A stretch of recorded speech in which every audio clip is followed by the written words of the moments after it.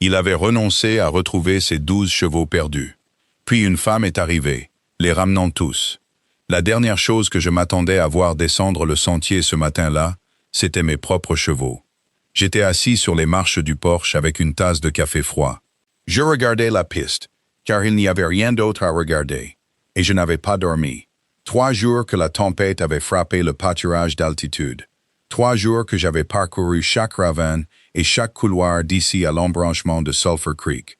Et chaque fois, j'étais revenu bredouille. J'avais mal partout à cause de la selle, et je me sentais plus stupide à chaque tentative. Les chevaux avaient disparu. 12 d'entre eux. Toute la lignée de reproduction que j'avais mis 11 ans à construire. La seule chose de valeur dans ce ranch. Disparu dans ce mur blanc de neige et de vent. Pas un seul n'avait eu l'intelligence ou la chance de redescendre par lui-même. J'avais arrêté de chercher la veille au soir. J'avais tout simplement arrêté. J'ai enlevé mes bottes, je les ai posées près de la porte, et j'ai décidé que c'était la fin. Je ne dis pas ça pour avoir l'air d'un homme vaincu, même si je l'étais. Je le dis parce qu'un homme arrive à un point où les calculs ne tiennent plus la route. 53 ans, les 2 genoux fichus. Un ranch qui, les bonnes années, rapportait à peine assez pour entretenir le toit. Et maintenant, plus de chevaux. Le calcul n'est pas bon. On pose ses bottes près de la porte et on laisse faire. Il y a un silence particulier qui s'installe quand on arrête de se battre. Je l'avais déjà ressenti une fois, il y a des années. Pendant la mauvaise passe, où j'avais dû vendre presque tout mon troupeau, ne gardant que les reproducteurs. La même sensation. Comme si la terre elle-même s'immobilisait, attendant de voir ce que vous allez faire. Sauf que vous avez déjà décidé. Et qu'il n'y a rien à faire. On reste juste assis. Le froid s'infiltre sous la porte. Le café refroidit dans la tasse. Je suis resté assis là un long moment avant que le jour ne se lève. J'ai regardé le gris grandir à l'est, et j'ai pensé à des choses pratiques. Ce que les chevaux auraient valu à la vente de printemps. Si je pouvais demander à un voisin de me vendre les droits de saillie de son étalon pour une saison, pour tirer quelque chose des juments qu'il me restait dans le petit pâturage.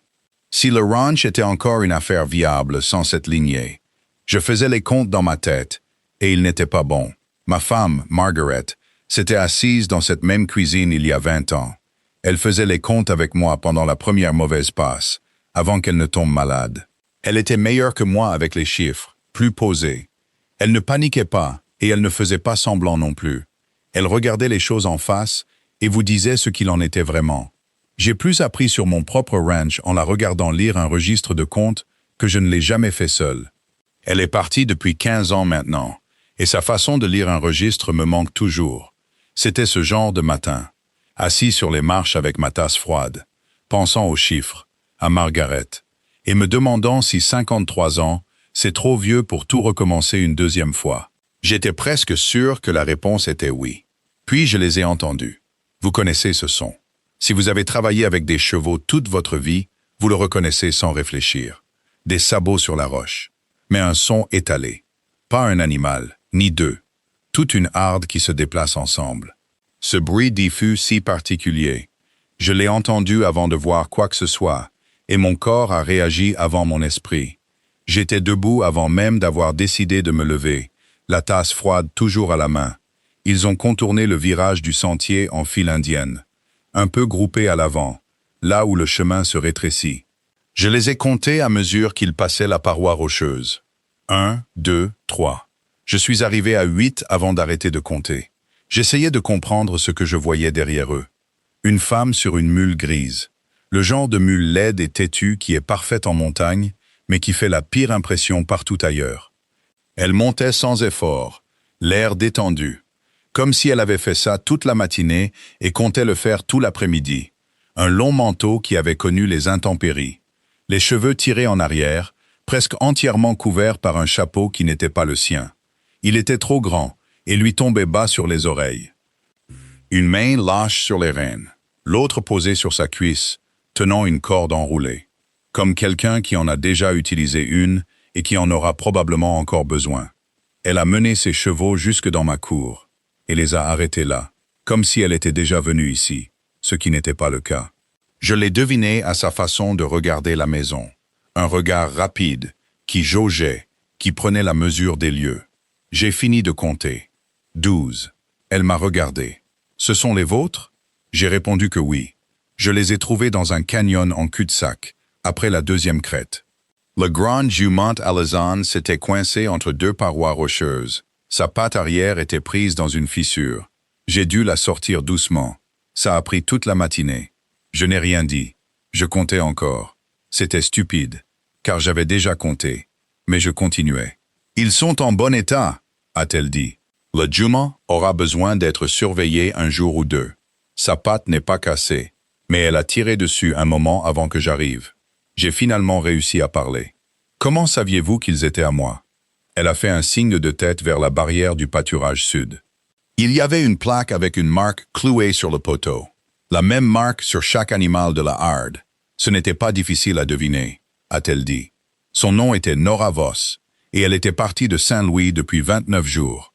C'est l'information que j'ai mis le plus de temps à comprendre. 29 jours. Elle était venue vers l'ouest avec un groupe de femmes se dirigeant vers les colonies de la vallée.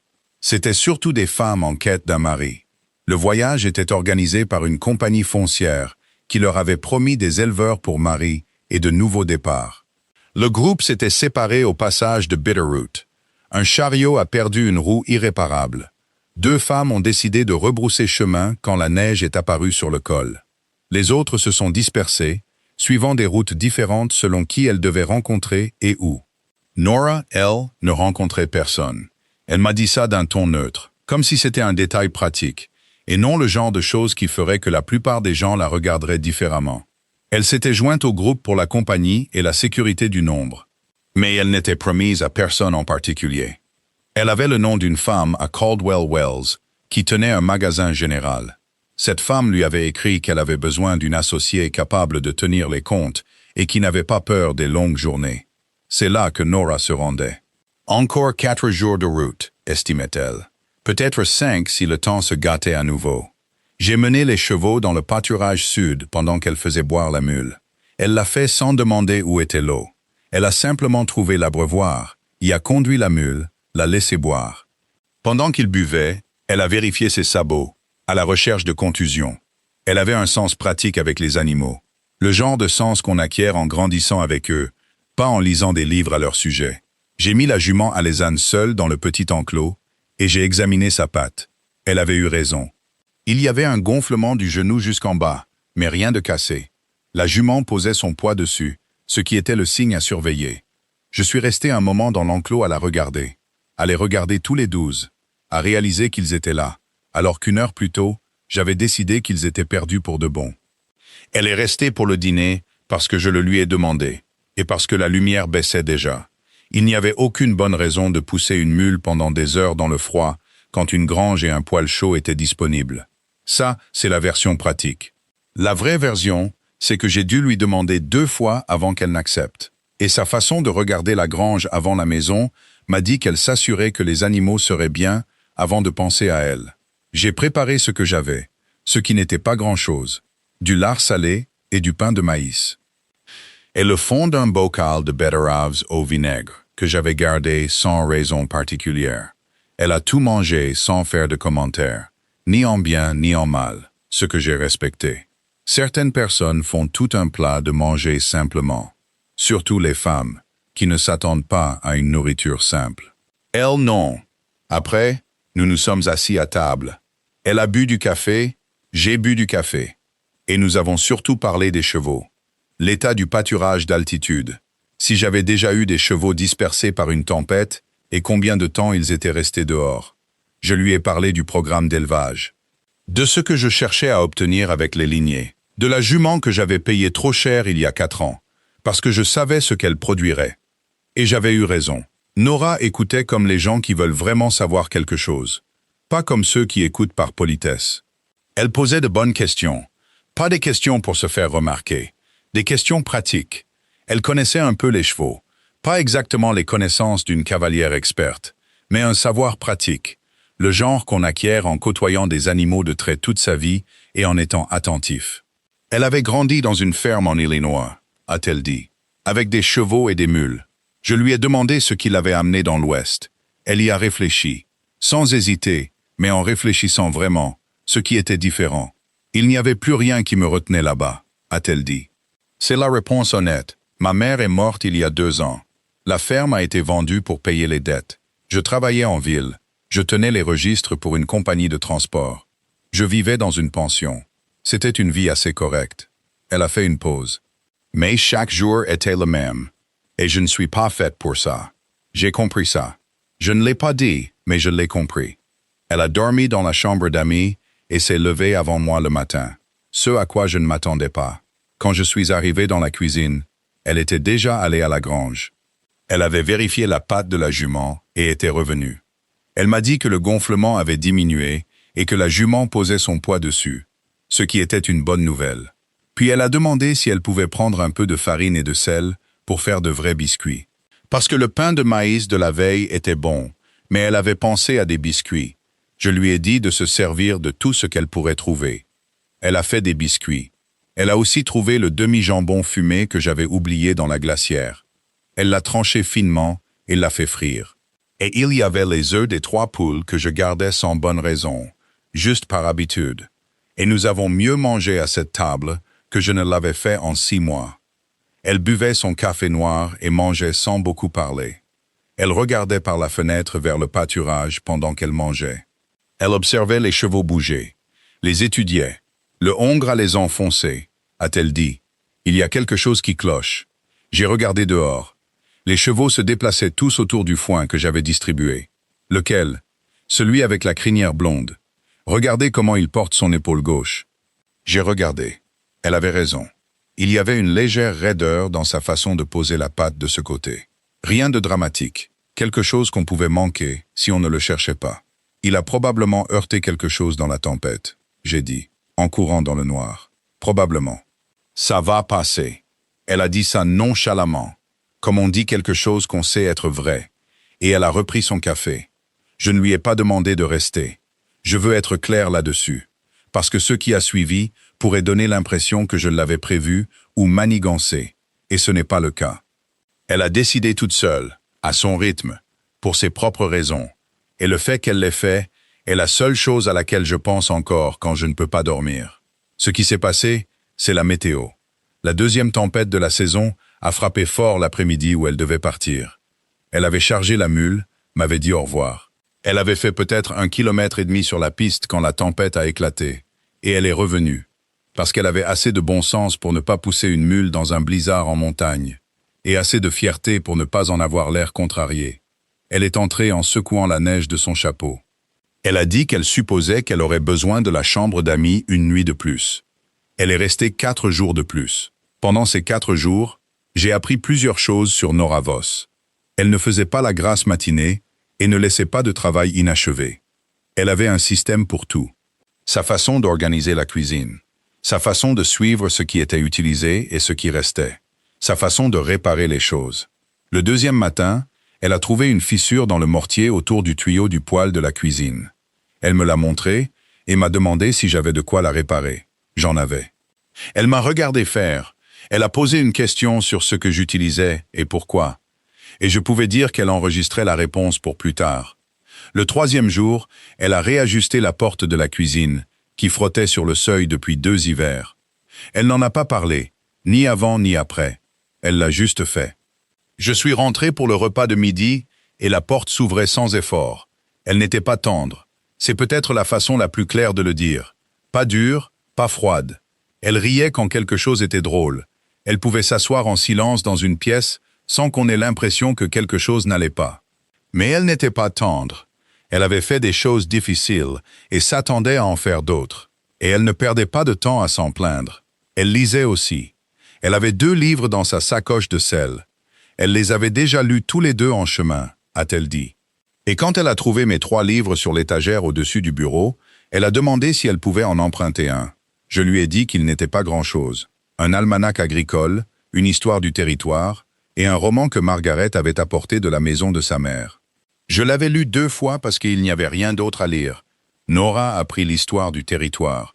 Elle en a lu la moitié le 1er soir, et le reste le 2e. Puis elle en a parlé au dîner le 3e soir. Des choses qu'elle avait remarquées, des choses sur lesquelles elle avait des questions. Le système de concession des terres et ce que cela signifiait pour les petits éleveurs. Les endroits où les droits sur l'eau étaient devenus compliqués. Elle avait réfléchi au territoire dans lequel elle entrait. C'était ça, le truc. Elle ne faisait pas que passer en route vers autre chose. Elle apprenait à connaître l'endroit. La 4e nuit, le temps s'est calmé. Nous nous sommes assis près du poêle, et je lui en ai dit plus sur le ranch que je ne l'avais fait à quiconque depuis des années. La concession d'origine, à quoi elle ressemblait quand j'y ai élevé du bétail pour la première fois. Pourquoi j'étais passé aux chevaux. Les 2 années où tout allait mal, où j'avais dû vendre presque tout mon troupeau et tout recommencer. Elle a tout écouté sans rien dire de rassurant, ce qui était la bonne chose à faire. Il n'y a rien de rassurant à dire sur un homme qui vend tout et recommence à zéro. C'est juste une chose qui est arrivée. Mais elle a dit, mais vous l'avez reconstruit. Ce n'était pas une question, juste une affirmation. Ça a pris du temps, j'ai dit. La plupart des choses en prennent, a-t-elle répondu. Puis elle m'a posé des questions sur Margaret. Je ne sais pas pourquoi je lui ai raconté. Je ne parle pas facilement de Margaret, avec personne. Mais je lui ai raconté. La façon dont nous avions travaillé sur ce ranch ensemble les premières années. Sa façon de lire un registre de comptes. La façon dont le cancer était arrivé. Lentement puis rapidement. Et puis elle était partie. La façon dont le ranch était devenu plus difficile après. Pas seulement à cause du travail, mais parce que quand on est seul, il est plus difficile de ne pas perdre de vue le but de tout ça. Nora a écouté tout ça. Elle n'a pas dit « je suis désolé », ce que j'ai apprécié. J'ai entendu « je suis désolé » de la part de tant de gens que les mots sont devenus usés. Elle a dit « on dirait que c'était quelqu'un qui valait la peine d'être connu ». Elle l'était, j'ai dit. Et vous avez géré cet endroit pendant 15 ans sans elle. Oui, elle a hoché la tête. Et puis elle a laissé tomber, ce qui était exactement la bonne chose à faire. Le 5e matin était clair et froid. Il n'y avait aucune bonne raison pour qu'elle ne reprenne pas la route. Elle était dans ma chambre d'amis depuis 5 jours. Une femme l'attendait à Caldwell Wells, et un travail aussi. J'ai nourri la mule, je l'ai préparée, et je l'ai amenée dans la cour. Elle est sortie de la maison avec son sac et l'a attachée. Elle est restée un moment près de la mule. Les gens de la vallée, a-t-elle dit, ceux qui vous connaissent, ont-ils une mauvaise opinion de vous?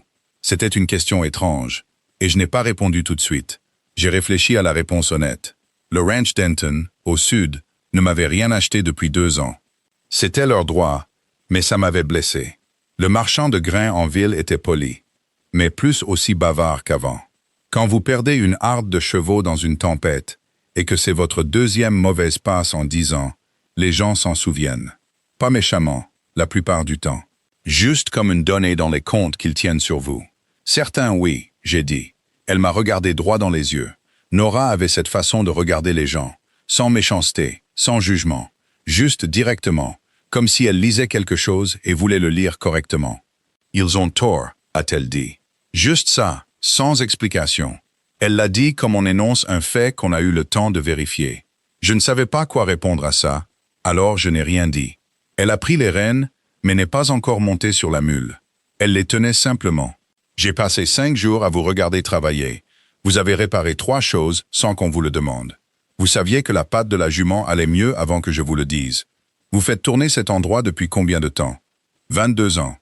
22 ans, a-t-elle répété. Seul depuis 15 ans. J'ai eu de l'aide, j'ai dit. Un ouvrier de temps en temps.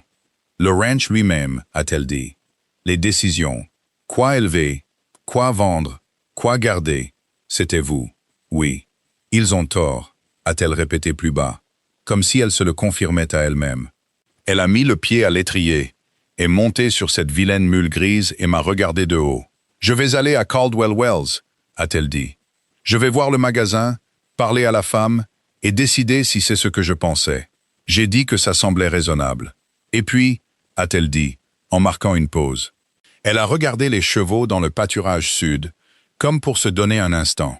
Et puis je pourrais revenir vous dire ce que j'ai découvert, si c'est quelque chose que vous aimeriez entendre. J'ai ravalé ce que je voulais dire, et j'ai dit quelque chose de plus simple. J'aimerais l'entendre. Elle est partie.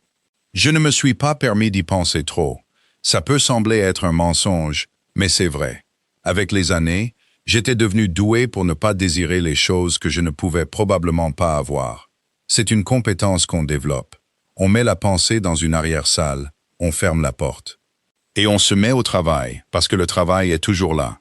J'ai travaillé sur la clôture pendant 2 jours. La section inférieure avait besoin d'attention depuis octobre. mais j'avais trouvé d'autres choses à faire à la place. C'est une habitude que j'ai quand j'évite de penser à ce qui m'occupe vraiment l'esprit. Dehors, dans le froid, avec le tendeur de fil et les mains qui s'engourdissent, c'est plus difficile de penser. C'est le but. J'ai sorti la jument alezane dans le petit enclos et je l'ai regardée se déplacer. Elle allait bien, en pleine forme, aucune irrégularité dans sa démarche. J'ai observé le hongre alezan et son épaule se détendait déjà. Une semaine de plus, et on n'aurait pas su qu'elle avait été raide. Les chevaux allaient bien. C'était déjà ça. J'ai nettoyé la chambre d'amis et lavé les draps parce qu'il fallait le faire, pas pour une autre raison. J'ai aéré les couvertures sur la corde à linge. Nora avait laissé la chambre en ordre. Le lit était fait, la bassine propre et sèche. Elle avait plié la couverture supplémentaire comme Margaret avait l'habitude de le faire. Je l'ai remarqué, puis je me suis dit qu'il ne fallait rien y voir. J'ai cuisiné de la nourriture simple et je l'ai mangée sans penser aux biscuits. Le 6e jour, je suis allé en ville pour des provisions. Le marchand de grains était poli comme d'habitude. J'ai acheté ce dont j'avais besoin. J'ai tout chargé. Il a fait la conversation sur le temps, et il y avait beaucoup à en dire. Sur le chemin du retour, je suis passé devant l'ancienne propriété, qui était vide depuis la mort du vieux Cal Holt 2 hivers plus tôt. Et j'ai remarqué de la fumée sortant de la cheminée. Quelqu'un avait emménagé ou, du moins, visité les lieux. Je me suis demandé si c'était l'un des gens de la compagnie foncière. Ceux qui étaient venus de l'Est, avec des promesses et une brochure de chemin de fer. J'ai pensé au groupe de femmes de Nora, parties de Saint-Louis depuis 29 jours. Peu importe combien elles étaient maintenant dispersées dans la vallée, à la recherche de ce qu'on leur avait promis. Celle qui avait fait demi-tour au col était probablement de retour dans le Missouri à présent, racontant aux gens que ce n'était pas ce qu'elle pensait. Nora, elle, n'avait pas fait demi-tour. Le 9e jour, j'ai entendu la mule. J'étais dans la grange, en train de travailler sur un harnais. Une des bricoles était usée là où elle passait sur l'attelle. J'avais l'intention de la remplacer avant qu'elle ne cède. Et je l'ai entendue sur la piste, avant de voir quoi que ce soit. Ce pas traînant particulier d'une mule, qui a beaucoup servi. Quand elle avance à un rythme régulier, mais pas rapide. Faisant les kilomètres parce que les kilomètres doivent être faits. J'ai posé le harnais et je me suis dirigé vers la porte de la grange. Elle est entrée dans la cour, s'est arrêtée et m'a regardé. Je l'ai regardée. Elle a dit, le magasin était plus petit que ce qu'elle laissait entendre dans ses lettres. J'ai dit que c'était souvent le cas avec les lettres. Les comptes étaient un désastre, a-t-elle dit. J'ai passé 4 heures à les examiner. Je pouvais voir ce qui n'allait pas, mais la femme ne veut pas vraiment qu'on le lui dise. Elle veut que le travail soit fait, sans le diagnostic. Les gens sont comme ça parfois. Je sais, elle est descendue de la mule. Elle était poussiéreuse de la route, et ses yeux étaient fatigués. Mais elle me regardait avec ce regard direct. Je lui ai quand même dit ce que j'ai vu. Ça ne lui a pas plu, mais elle y réfléchira. Les gens le font généralement. Qu'avez-vous décidé? À propos du magasin. Elle a secoué un peu la tête. Ce n'est pas ce que je pensais. Elle veut quelqu'un pour faire les comptes et se taire. Ce n'est pas un partenariat. Elle a fait une pause. Je me suis tu assez longtemps. J'ai pris les rênes de la mule quand elle me les a tendues. J'ai beaucoup réfléchi sur le chemin du retour, a-t-elle dit. J'ai attendu. Vous avez besoin de quelqu'un, a-t-elle dit. Sans méchanceté, juste directement. Pas forcément une femme, ou peut-être que si. Je ne sais pas encore. C'est une autre conversation. Mais cet endroit est trop grand pour qu'un seul homme le gère correctement, et vous le savez. Vous avez réussi à le faire tourner, mais à peine. J'ai réussi à le faire tourner. J'ai dit, je sais, ce n'est pas une critique, c'est une observation. Elle a regardé autour d'elle, la cour, la grange, le pâturage sud. Elle faisait l'inventaire. J'ai tenu des registres pendant 7 ans. Je sais travailler, et le dur labeur ne me fait pas peur. Je connais aussi les chevaux mieux que je ne les laissais paraître la première fois. J'ai été modeste parce que je ne voulais pas avoir l'air de postuler pour quelque chose qu'on ne m'avait pas proposé. Et maintenant? Maintenant je postule, a-t-elle dit. Je l'ai regardé. 29 jours depuis Saint-Louis. 5 jours dans ma chambre d'amis. 9 jours sur la route vers Caldwell Wells et retour.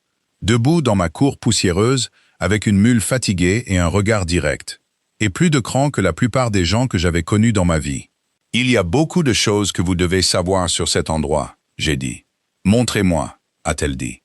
La première semaine de son retour, elle a épluché les registres du ranch. Je ne les avais pas regardés depuis 8 mois. Ça devrait vous donner une idée de l'état dans lequel j'étais. Elle s'est assise à la table de la cuisine 3 soirs de suite, avec le registre ouvert, un crayon et un morceau de papier. Elle ne m'a rien demandé avant d'avoir une vision claire de l'ensemble. Elle travaillait comme elle l'avait toujours fait, silencieuse, minutieuse, sans se précipiter vers des conclusions. Quand elle avait une question, elle marquait la page et y revenait plus tard, pour ne pas briser sa concentration. Le 3e soir, elle m'a dit ce qu'elle avait trouvé. Elle s'est assise en face de moi. Elle a retourné le morceau de papier pour que je puisse le lire. Et elle m'a tout expliqué, point par point. Ce n'est pas aussi grave que je le pensais. C'est la première chose qu'elle a dite. Puis elle m'a expliqué la situation. Les coûts de l'alimentation étaient élevés, parce que j'achetais aux marchands en ville, au lieu de traiter directement avec l'exploitation céréalière de la vallée. C'était bien moins cher, assez pour faire une différence sur une année entière. Les frais de saillie que je facturais étaient 20% inférieurs à ceux du ranch Denton, pour des bêtes comparables. Et comme les Denton étaient la référence dans la vallée, je me sous-vendais depuis 3 ans sans le savoir. Les 2 juments que je prévoyais de vendre au printemps valaient plus si elles étaient pleines. Et si je les gardais jusqu'à l'été, mon bénéfice serait plus grand, même en comptant la nourriture supplémentaire. Elle ne me disait pas que j'avais mal fait les choses. Elle me disait ce que les chiffres montraient et ce qu'on pouvait y faire. Il y avait une différence, et elle la comprenait. Tout comme Margaret l'avait comprise. « Vous avez tenu le coup grâce à votre cran », a-t-elle dit. « C'est la vérité. Mais il y a plus ici que ce que vous vous êtes permis de voir. » J'ai regardé ces chiffres un moment. Elle avait raison. Je pouvais voir qu'elle avait raison. Pourquoi ne l'ai-je pas vu? J'ai dit, surtout à moi-même. Elle m'a regardé. Parce que vous vous êtes battu pour survivre, au lieu de le gérer. Ce sont des métiers différents, et ils demandent un regard différent. Elle a tapoté la page. Vous étiez tellement occupé à maintenir la chose en vie que vous n'avez pas pu prendre assez de recul pour voir ce que c'était vraiment. Elle a arraché le morceau de papier de son carnet et l'a posé devant moi. 3 points écrits proprement, avec les chiffres à côté de chacun. Ces 3 choses, a-t-elle dit. Faites ces 3 choses avant le printemps, et cet endroit dégagera un vrai bénéfice. Pas peut-être, pas si le temps le permet. Il en dégagera vraiment un. J'ai regardé la liste, puis je l'ai regardée. Vous avez compris ça en 3 soirées, j'ai dit. Je tiens des registres depuis longtemps, a-t-elle dit. Je gère ce ranch depuis 22 ans, j'ai dit, et je ne l'ai pas vu. Elle a tendu la main par-dessus la table et a tapoté la liste. Vous ne le cherchiez pas. Vous regardiez le sol juste devant vos pieds. Parfois, on a besoin de quelqu'un qui regarde sous un angle différent. J'ai plié le papier et je l'ai mis dans la poche de ma chemise. Restez, j'ai dit. Elle m'a regardé. Pour de bon. Je veux dire, je me suis arrêté. J'avais 53 ans. Je n'avais pas dit ce genre de choses depuis longtemps, et je n'étais pas sûr de me souvenir comment faire. Je veux dire que j'aimerais que vous restiez, si c'est quelque chose que vous pourriez vouloir. On pourra voir comment on s'organise. Elle n'a pas répondu tout de suite. Elle a fermé le registre, a posé son crayon et m'a regardé un long moment. Pas pour me faire attendre, juste en réfléchissant, comme elle le faisait toujours. En considérant vraiment la chose avant de répondre. Je respectais ça chez elle. Elle ne disait pas des choses qu'elle ne pensait pas. « Dites-moi une chose », a-t-elle dit. « D'accord, ces gens dans la vallée qui ont une mauvaise opinion de vous, est-ce que ça compte pour vous ce qu'ils pensent? Pas si ça devrait compter. Est-ce que ça compte vraiment, si vous êtes honnête? J'y ai réfléchi. Le marchand de grains et sa politesse prudente. Les Denton et leurs 2 années de silence. La façon dont une petite vallée tient les comptes sur un homme, qu'il le veuille ou non. Moins qu'avant, j'ai dit. De moins en moins. Elle a hoché la tête, comme si c'était la bonne réponse, ou du moins une réponse honnête. Je suis resté dans cette pension à Saint-Louis pendant 2 ans, a-t-elle dit. Chaque jour était le même. J'ai traversé des terres hostiles et un col de montagne en novembre pendant 29 jours. Parce que je n'allais pas passer le reste de ma vie dans une chambre que j'avais déjà comprise. Elle a fait une pause. Je ne veux pas quelque chose de sûr et de fini. Je veux quelque chose qui est encore en train de devenir. Ce ranch est encore en train de devenir quelque chose, j'ai dit. Je sais, a-t-elle dit. J'ai vu les lignées. J'ai ri. La première fois que je riais depuis, je ne me souvenais plus exactement combien de temps. Un vrai rire, le genre qui vous surprend. Elle a souri à ça. Pas un grand sourire, juste le coin de sa bouche et ses yeux. D'accord, a-t-elle dit. On verra comment on s'organise. Je veux vous parler du matin où j'ai compris ce qui m'était arrivé, pas le matin où elle est revenue. Ce jour-là, les choses ont changé. C'était différent. Plus tard, environ 6 semaines après, c'était la fin de l'hiver. Il faisait froid, mais le grand froid était presque passé. Nous étions debout depuis avant l'aube parce qu'une des juments était sur le point de mettre bas. Et nous la surveillions tous les deux. C'était sa première mise bas, et elles sont imprévisibles. Certaines le prennent calmement. D'autres se débattent tout du long. Celle-ci était agitée. Elle tournait dans son box, se couchait et se relevait. Et j'étais sorti toutes les heures pour la vérifier depuis minuit. Vers 3 heures du matin, Nora était sortie sans que je le lui demande. Elle est juste restée. C'était la bonne décision, car à 5 heures, la jument a commencé le vrai travail. Et avoir 2 paires de mains a tout facilité. Le poulain est né à l'aube. Une naissance sans complications. Un bon poulain robuste, bas et foncé, avec une seule balzane blanche. Nous l'avons aidé à se lever et à téter. Puis nous sommes restés là, dans la lumière de la lanterne, à regarder. Dès la vapeur s'échappait des flancs de la jument dans le froid.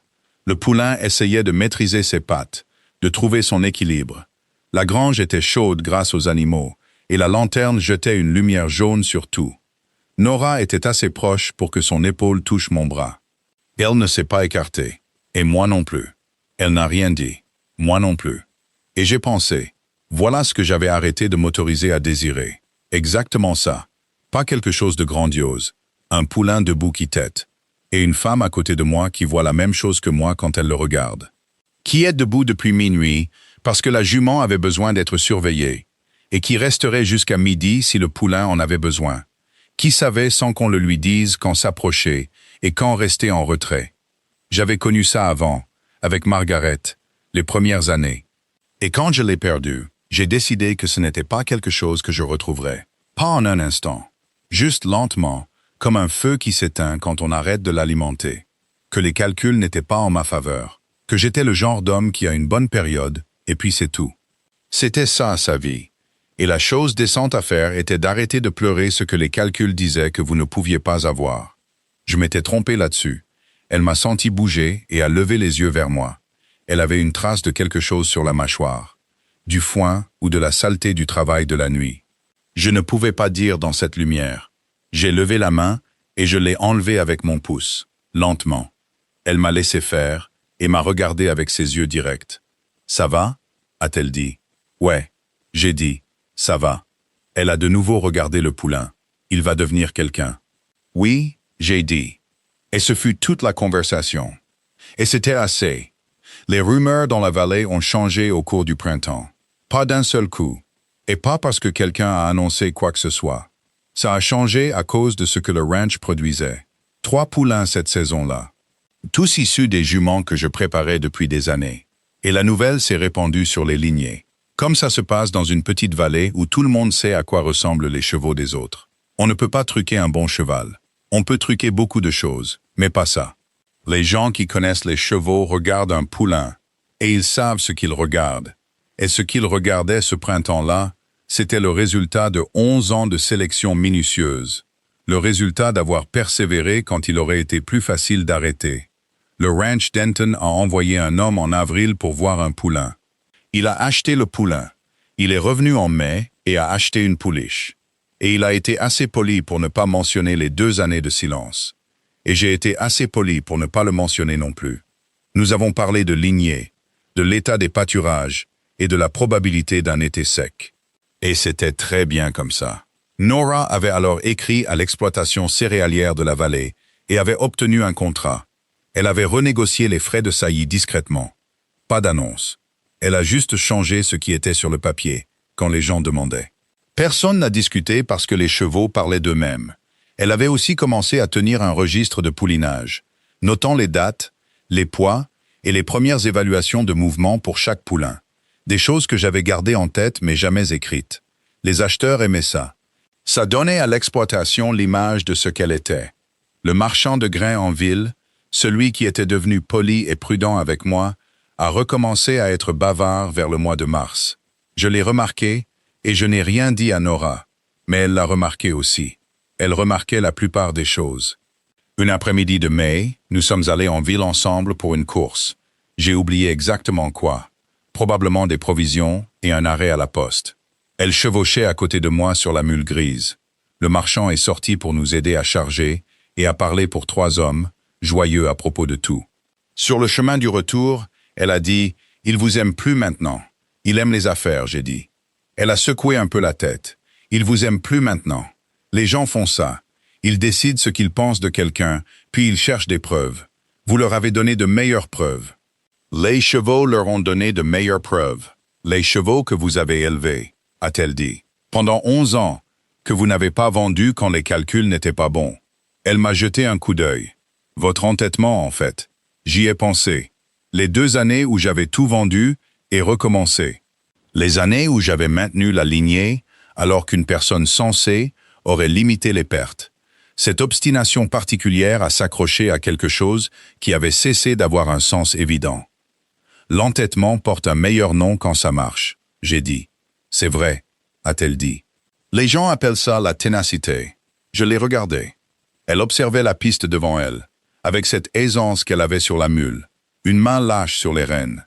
Vous m'avez dit que ces gens avaient tort à mon sujet, j'ai dit, ce premier matin, avant de savoir grand-chose. Elle y a réfléchi. Je vous avais observé pendant 5 jours. Ce n'était pas assez pour savoir. C'était assez pour voir, a-t-elle dit. Il y a une différence. Elle a fait une pause. Je sais comment regarder un homme travailler. On peut apprendre beaucoup sur quelqu'un de cette façon. Plus qu'il ne vous le dirait si vous le demandiez.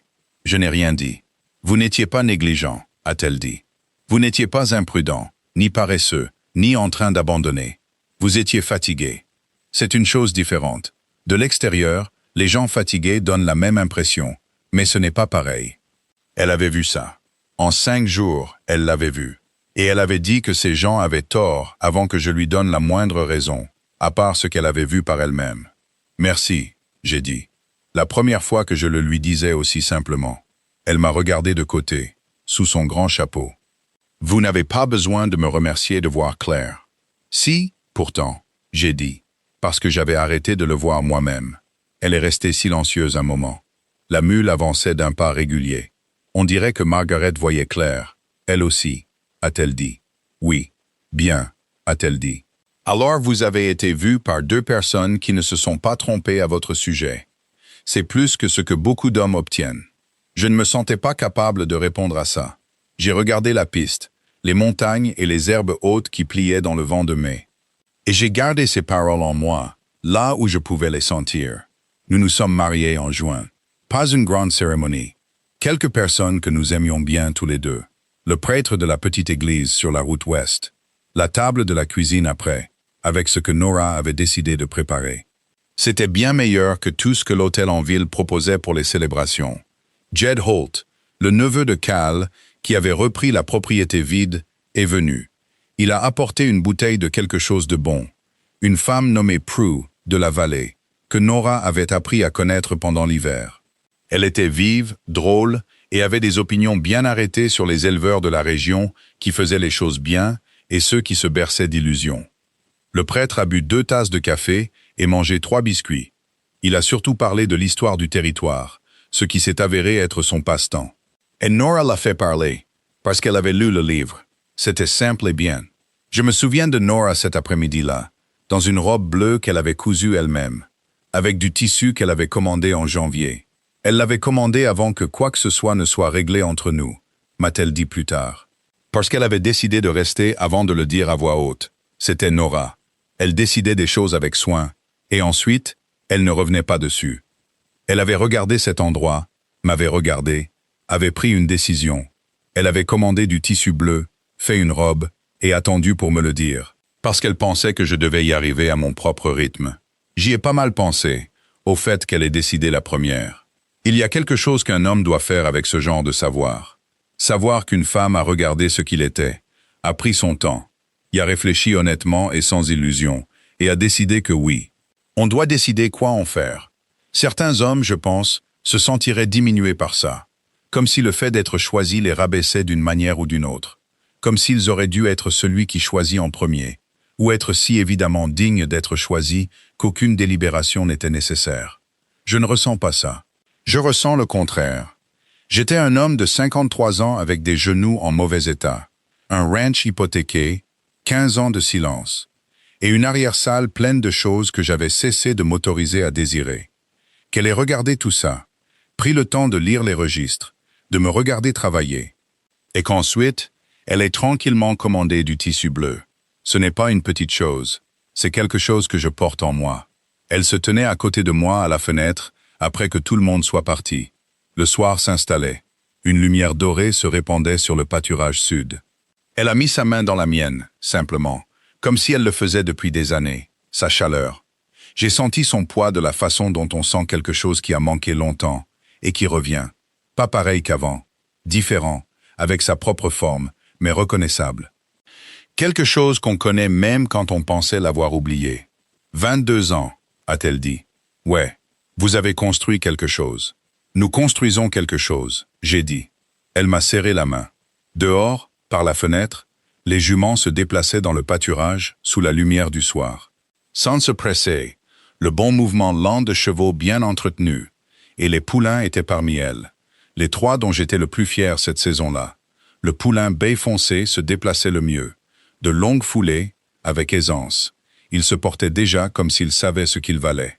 Sa mère était la jument que j'avais payée trop cher il y a 4 ans. Celle dont je savais ce qu'elle produirait, et j'avais eu raison.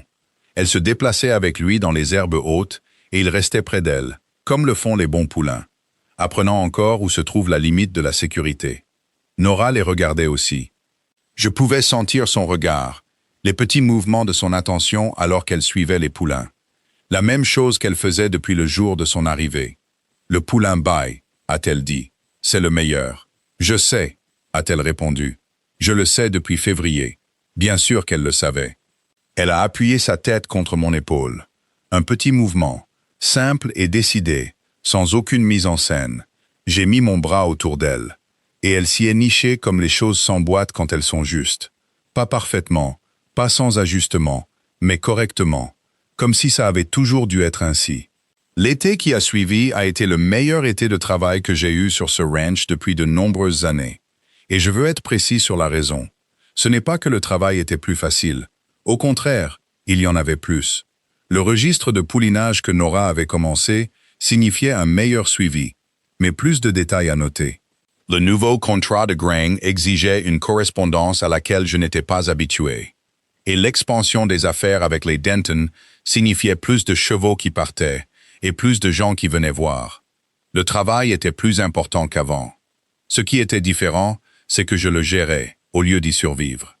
C'est le mot qu'elle avait utilisé. Elle avait dit que c'était des métiers différents, et elle avait raison. Et pour la première fois depuis des années, je faisais le premier. Le soir, nous nous asseyions à la table de la cuisine après le dîner. Elle me racontait ce qu'elle avait remarqué dans le pâturage ce jour-là. Je lui disais ce que je pensais des décisions d'élevage pour l'automne, et nous en discutions. Elle avait un bon œil, et elle n'hésitait pas à me contredire quand elle pensait que j'avais tort. Elle avait généralement raison. Je m'étais disputé avec elle en avril, à propos de la pouliche alezane. Fallait-il la faire saillir au printemps suivant, ou attendre un an de plus? Nora avait dit d'attendre. La pouliche n'était pas encore stable dans ses mouvements. Vous obtiendrez un meilleur poulain d'une mère stable. Je pensais qu'elle était trop prudente. J'ai attendu quand même. En septembre, je pouvais voir qu'elle avait raison. La pouliche s'est déplacée de mieux en mieux tout l'été. Elle a trouvé son rythme. Et à l'automne, elle était devenue un animal, vers lequel on pouvait vraiment orienter un élevage. Vous auriez dû parier avec moi là-dessus, a dit Nora quand je le lui ai dit. Qu'est-ce que j'aurais parié? Elle y a réfléchi. 1 mois de vaisselle, a-t-elle dit. Vous auriez gagné. Je sais, a-t-elle répondu. C'est pour ça que j'aurais parié. C'est comme ça qu'elle était, tenace et vive, et pas particulièrement modeste à ce sujet, ce que j'aimais. Margaret avait été similaire, à sa manière. Un tempérament différent, plus douce dans sa façon de dire les choses, mais la même qualité de voir clair et de ne pas s'en excuser. Je pensais parfois à ce qu'elles auraient pensé l'une de l'autre. Je pense qu'elles se seraient bien entendues. Je pense qu'elles auraient trouvé un terrain d'entente assez rapidement. Les chevaux, les registres de compte et une certaine approche lucide de la valeur réelle des choses. L'automne est arrivé. La vallée est devenue dorée. Les trembles sur les pentes supérieures ont jauni, puis ont perdu leurs feuilles. Et le froid a commencé à revenir du nord. J'ai rentré assez de foin. Les chevaux étaient en bonne condition pour l'hiver. Le registre de compte était meilleur qu'il ne l'avait été en 6 ans. Un soir d'octobre, je me suis retrouvé assis au bureau, à regarder les chiffres, les vrais chiffres, ce que l'année avait réellement produit. Je suis resté assis là un moment. Puis je me suis levé et je suis allé trouver Nora. Elle était dans la grange, en train de vérifier la jument pleine. Elle avait accroché la lanterne. Elle se tenait à la porte du box, regardant à l'intérieur, les bras croisés sur la barre supérieure, patiente. La jument la regardait en retour. Elles avaient développé une relation, toutes les deux. Au début, la jument se méfiait de Nora, comme les juments le font avec les étrangers. Nora avait simplement attendu. Elle venait tous les soirs, se tenait à la barrière, sans insister. Au bout d'environ 3 semaines, la jument s'était approchée de la barrière d'elle-même. Nora avait tendu la main, paume ouverte, et avait laissé la jument décider. Après ça, elle s'entendait bien. Je suis resté un moment à la porte de la grange à la regarder avant qu'elle ne m'entende. « Comment va-t-elle » j'ai demandé. « Bien » a dit Nora. Elle est agitée, mais pas inquiète. Encore quelques semaines. Je me suis approché et me suis tenu à côté d'elle à la barrière. J'ai regardé les comptes, j'ai dit. Elle m'a regardé. L'année, j'ai dit. Ce que l'année a donné. Elle a attendu. Vous aviez raison, j'ai dit. Sur les 3 points. Le contrat de grain, les frais, les juments. Les 3. Elle a hoché la tête. Pas un, je vous l'avais bien dit. Aucune satisfaction. Juste, oui, c'est ce que disaient les chiffres. On est bénéficiaire, j'ai dit. Vraiment bénéficiaire. Pas de justesse.